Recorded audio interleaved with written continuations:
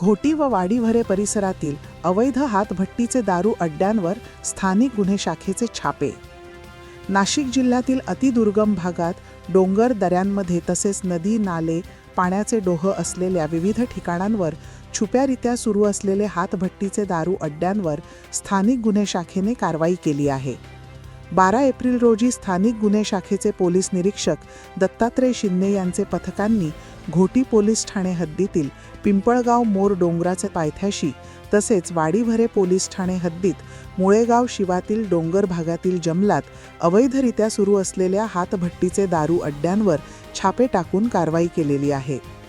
सदर छाप्यामध्ये हातभट्टीची गावठी दारू तयार करण्यासाठी लागणारे रसायन, काळ्या रंगाचे गुळाची पावडर, तयार गावठी दारू तसेच इतर साहित्य साधने असा एकूण 5,50,000 रुपये किमतीचा मुद्देमाल नष्ट करण्यात आला आहे।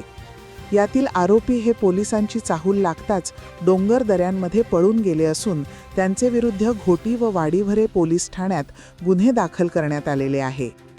अतिदुर्गम भागात हातभट्टीची गावठी दारू तयार करण्यासाठी नाल्यातील दूषित पाणी, नवसागर, बॅटरीचे जुने सेल, युरिया यांसह मानवी जीवनास अपायकारक असणाऱ्या रासायनिक पदार्थांचा वापर केला जात असल्याचे आढळून आले आहे।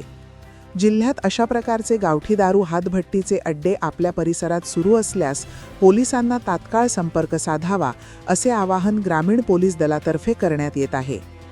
नाशिक ग्रामीण जिल्हा पोलीस अधीक्षक बाळासाहेब पाटील व अपर पोलीस अधीक्षक आदित्य मिरखेलकर यांच्या मार्गदर्शनाखाली स्थानिक गुन्हे शाखेचे प्रभारी पोलीस निरीक्षक दत्तात्रय शिंदे, पोलीस उपनिरीक्षक सुदर्शन बोडके, पोलीस उपनिरीक्षक प्रकाश भालेराव, प्रवीण काकड, संदीप नागपुरे, सचिन धारणकर, संदीप कडाळे, रावसाहेब कांबळे, एकनाथ हळदे, नवनाथ शिरोळे, आबा पिसाळ, केतन कापसे यांचे पथकाने सदरची कारवाई केली आहे। Bureau report, blue star news, Nashik.